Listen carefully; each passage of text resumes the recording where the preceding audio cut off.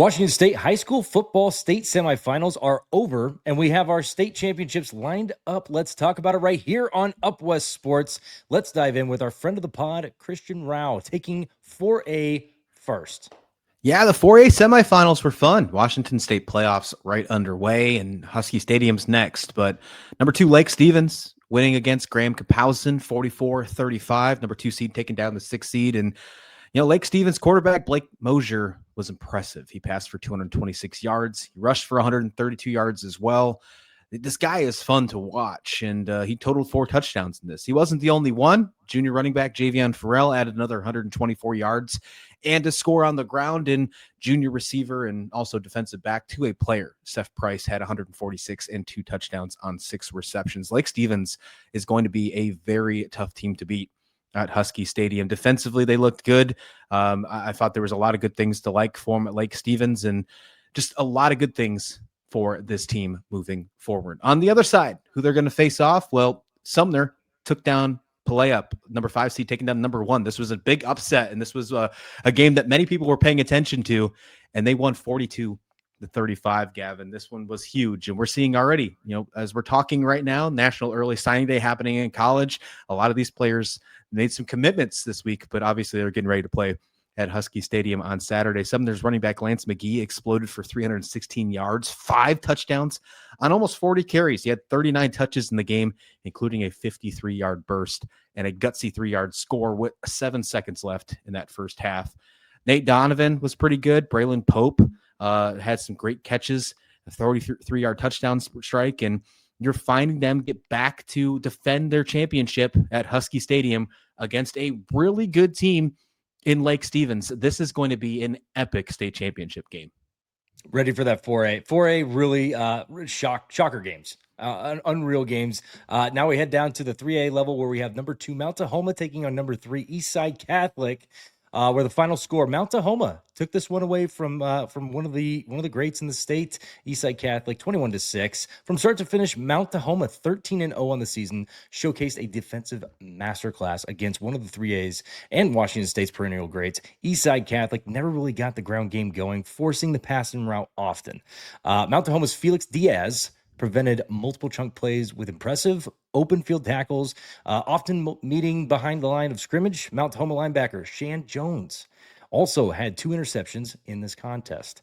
T-Birds quarterback Micah Cordero, sorry if I pronounced that wrong, later found wide receiver Anthony Quintanilla Jr. for a 69-yard touchdown to the 1-yard line, followed by running back Nezzy White, bringing it home for a touchdown. The game-sealing safety then followed that. Diaz took 12 carries for 64 yards and a touchdown on the offensive side of the ball.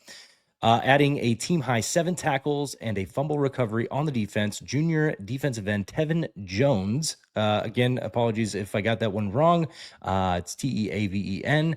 Tevin, I'm going to go with that one. Also collected 3 sacks. Now, Eastside Catholic did avoid the shutout with tight end Titan McNeil's 23-yard touchdown catch in the final minute of regulation. What a showdown it was. Mount Tahoma heading back to state for the first time in quite some time, representing Tacoma and 253. Gotta love it. Now we head to the other side where we have another battle, 1 versus 4. O'Day 20, Bellevue 14. This one was a great game, start to finish. And it started off just a defensive masterclass. The offense in this game was very slow to start, while conversely, both defenses very well. The first quarter came to a close 0-0. O'Day later took possession of the ball near midfield and began to take control of the game as Hutton Leverett began to kind of find his rhythm after a penalty was committed by Bellevue. Runs from Owen Bruskern and Jay Sean Wilson set up a 4th and 1 at the 16-yard line. O'Day would seize this moment as Elias Momoy, another thank you if I got that one right, and sorry if I didn't, cut through the Wolverine defense for not only a first down but a touchdown, putting O'Day on the board with the game's final first points. With the extra point good, O'Day led 7-0 with 2 minutes and 3 seconds left in the first half. After a short series for Bellevue, O'Day blocked Bellevue's punt, which was scooped up and returned 10 yards for a touchdown by Bruskern. The electric play extended O'Day's lead to 14-0, and with 1 minute and 11 seconds remaining in the second quarter to start the second half, O'Day would throw an interception, giving Bellevue the ball all the way down at the 2-yard line. On the very next snap, Max Jones stepped it in for a touchdown, making it 14-7. O'Day still with the lead. O'Day then responded with a 9-yard touchdown by Momoy, making it 20-7 with the missed PAT. On a third and 26 play, Bellevue's Kaysen Carta delivered a monstrous 27-yard pass to Nicholas Nora, who had a heck of a game for Bellevue, followed up by a 25-yard touchdown pass again to Nora to bring the score 20-14. Nora would end up with a pick late in the game for his second of the day to give Bellevue a fighting chance with minutes remaining, and that pick would be like I said, his second of the game, but the opportunity was squandered by a forced fumble picked up by O'Day's Tavita Nonu to seal the victory for the Irish. Exciting stuff. And when you continue to move on, you move down to 2A. We had the opportunity. We were one game away from potentially having a rematch in the 2A state championship. One will return, and there'll be a new returner for the first time in almost a decade. Starting off with the team that will return for the third straight year, and that's Tumwater taking down East Valley. They took down the team 42-0. It was a domination from opening kick to the end of it. They rolled to a 28-0 halftime lead from touchdowns from Tyler Briscoe, Grady Wall, and Peyton Davis, and a 24-yard strike from Jackson Budd to Wyatt Chase. Peyton Davis did lead all rushers with 100 yards, and it was fantastic what he looked like in that game. The T-Birds defense smothered East Valley all afternoon, holding the previous undefeated Red Devils scoreless and limiting them to their first loss of the season. And it was a big loss, 42-0. Tumwater added a late touchdown to cap a 42-0 semifinal win. It's their 12th straight victory of the season.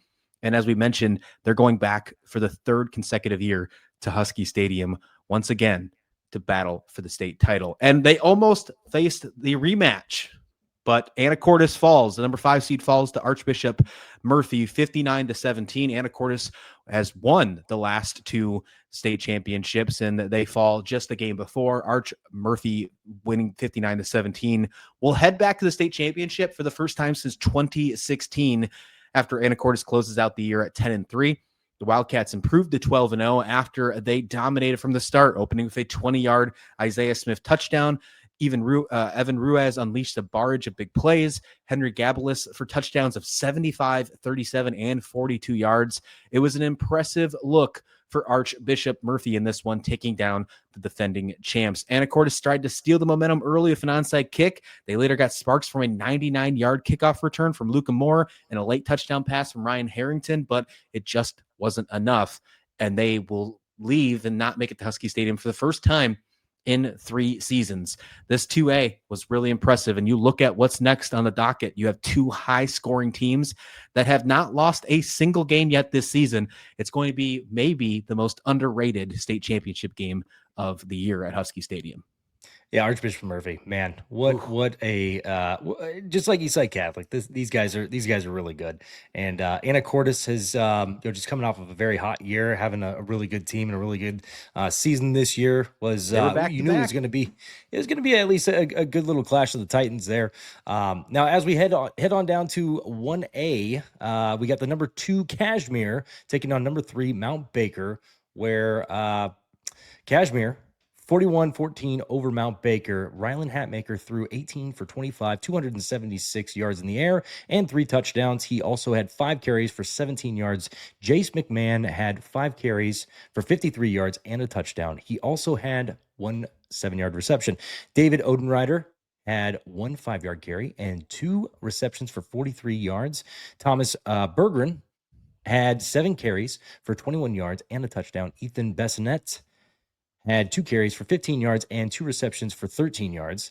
Logan Spies, hopefully I got that one correct, had 7 receptions for 177 yards and 2 touchdowns. Isaac Zavala had 2 receptions for 58 yards and a touchdown. Levi Strutzel had 3 receptions for 27 yards. Jacoby Tate had 2 receptions for 11 yards. Kashmir limited Mount Baker's passing to 2 receptions on 10 attempts for 11 yards and 1 interception, actually. Mount Baker's running back, Bryce Cooper, had 19 carries for 218 yards and 2 touchdowns. Mount Baker's total rushing attack saw 37 carries for 277 yards and 2 touchdowns, and the bulk of that yardage were 2 really big runs of 66 and 80 respectively on each play, which at that point in time, you see Kashmir moving on to the state championship, where they'll take on the winner of this next game we got over here. Royal, number 1 Royal, and number 4 Linden Christian. This one, offensive shootout, and we could have kind of guessed this one. These two teams, high offensive powerhouses. Royal continued its march toward a 6th straight Class 1A championship Saturday by beating Linden Christian 61-35 at David Nielsen Memorial Field.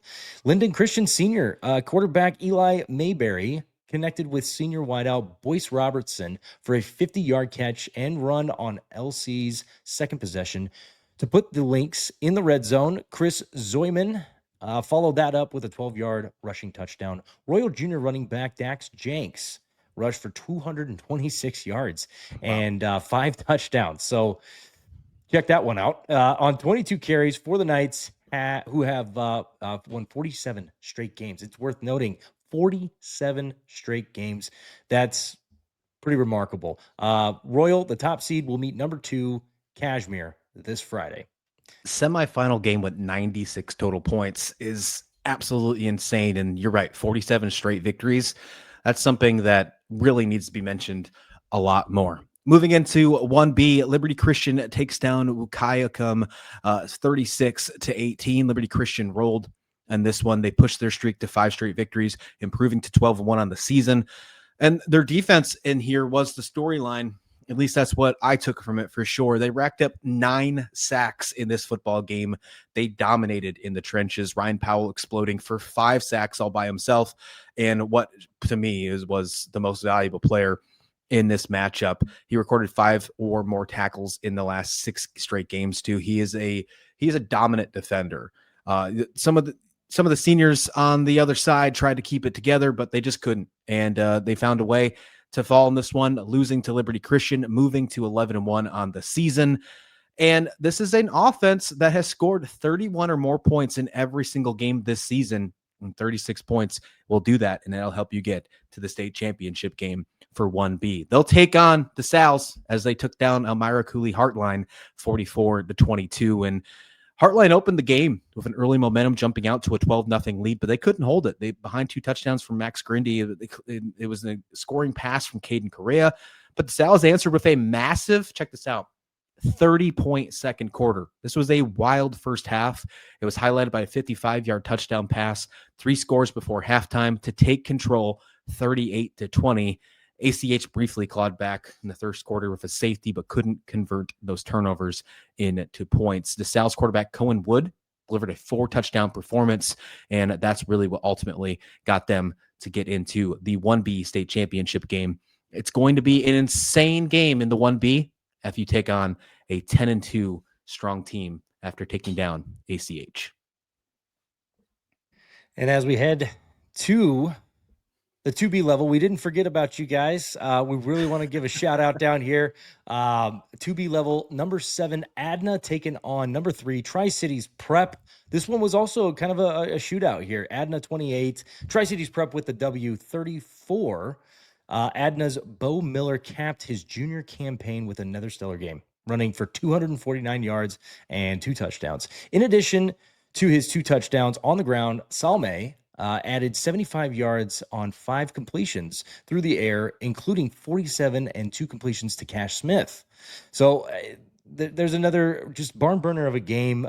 You see Tri-Cities Prep go to the next stage, and now they're here at the state championship, and they'll take on the winner of this game, number 1 Toledo taking on number 5 Okanagan, and there you have it. Toledo 24, Okanagan 8. Toledo proving that they are the number 1 seed ever since the 2010s. No program has been perched atop the throne like Okanagan at this level. 4 titles in 5 appearances and pocketing back-to-back Class 2B trophies. The model of consistency has been the Bulldogs. Spurred by another multi-touchdown day from Toledo quarterback Eli Weeks, 3 interceptions by the secondary, and a relentless attitude, no matter the down or distance, all allowed Toledo to triumph over number 5 Okanagan 24-8 in the Class 2B semifinals at Tumwater District Stadium for the first time since 1996, when Toledo, 12-0 at the time, was in Class 1A. It will play for a state championship next Saturday on Montlake at 11 a.m. Against number 3 Tri-Cities Prep at Husky Stadium. Now catch all the action for all these games this Friday, December 5th, and most of these games will be at Husky Stadium. So if you live in the area, make sure to head on down there. But to be honest, I gotta toss it over to Christian. Christian, thank you so much for joining us, talking Washington State football. Wanted to toss it over to you in this regards. Where can everybody find you? Oh, well, we cover everything from Seattle sports over at the Seattle Blueprint, mostly professional side. And with the new Pac-12 coming up, you can find the Pac-12 daily as well. So a whole bunch of stuff. You can really find it on Twitter X, Christian S. Rauh. That's the easiest way to find everything you need. Make sure to head over and check out the Pac-12, especially if you enjoy Washington State football. This Pac-12 is getting reared up, and you got somebody right here talking about the Pac-12 getting geared up for the next season, which is kind of funny. If you check 24/7 Sports, they finally have Pac-12 and all their schools in there, About time. which it's about time. So I'm fired up for it. And yeah, for Up West Sports, I'm Gavin. That's Christian. Thank you for stopping by. And just remember, life's too short. Gas up your boys.